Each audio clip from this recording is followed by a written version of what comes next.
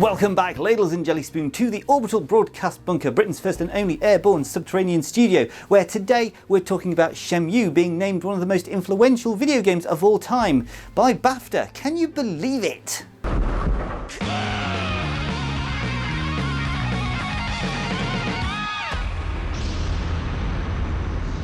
Shenmue. Marvellous, absolutely marvellous. Nearly spat out my best when I heard that one. Shenmue, eh? Not bad at all. Shenmue is the open world martial arts adventure where you hunt for your father's killer, as well as sailors. And you also drive forklifts. Ah, yes, yeah, it sounds exactly like my Saturday nights in 1968. So the big news is that BAFTA, yes, the prestigious British Academy, conducted a public poll to determine the most influential video game of all time. The results came in and Shenmue, the 1999 Dreamcast title, beat out Doom and Super Mario Bros. For the top spot. Oh, it's like when Accrington Stanley... Accrington Stanley? Accrington Stanley? Who are they? Accrington Stanley won FA Cup.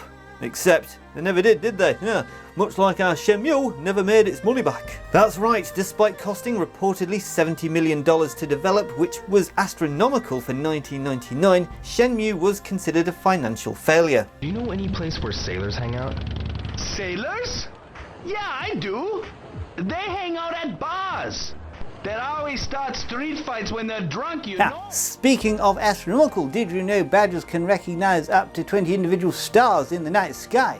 Yeah, they use them for navigation. No, they don't, Keith. Well, they would if they had telescopes. Shenmue pioneered so many features that we take for granted now. It had a fully realised open world with a day-night cycle, changing weather, and NPCs with daily routines. I'm telling you, this was revolutionary for 1999. Oh, I remember playing it. You'd wait around for hours just to talk to somebody. Much like trying to get served at Dog and Duck on quiz night. The game also popularised quick-time events, those action sequences where you follow button prompts. Quick-time events, much like when the wife asks you to take the bins out and you've got exactly 3 seconds to respond correctly. Oh, it's the couch for you, my son. Did somebody say tea? Did you know that the average British person drinks enough tea in their lifetime to fill an Olympic swimming pool? I tell you, I'm doing my part. No one said tea, Keith. We're talking about QTEs, quick-time events. Quite tasty Earl Greys?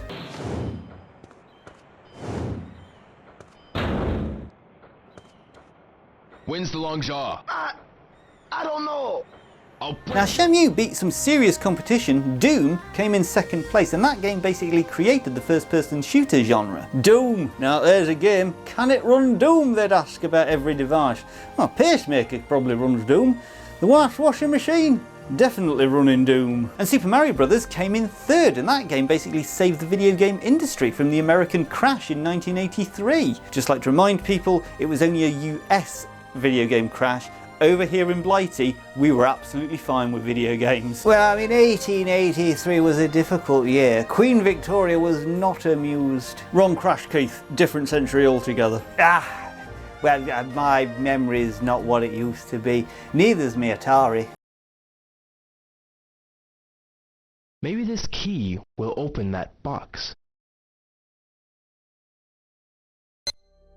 What's fascinating about Shenmue's win is how it influenced games that came later. Open world titles like Grand Theft Auto, Assassin's Creed and Skyrim all built on what Shenmue started. I often think of Shenmue when I'm running over pedestrians in GTA, very similar energy. It's more to do with the living world aspect, Pat. Shenmue's creator, Yu Suzuki, was obsessed with authenticity and simulation. Like how authentic it is to ask every person you meet, do you know where I can find some sailors? Very natural conversation starter, that. I knew a sailor once, a nice lovely chap. She taught me how to tie knots. Still can't untie my shoelaces. Shenmue also inspired games like Yakuza and the Like a Dragon series, which blend action with mini-games and slice-of-life elements. I remember them forklift races, reminded me of my brief career at a warehouse before I got into extreme esports commentary. The game had a unique blend of revenge story and everyday life. You could be hunting for your father's killer one minute and buying a capsule toy the next. Just like my Tuesday afternoons. I do worry about you sometimes, Keith. Yeah, it opened. This sword, it has...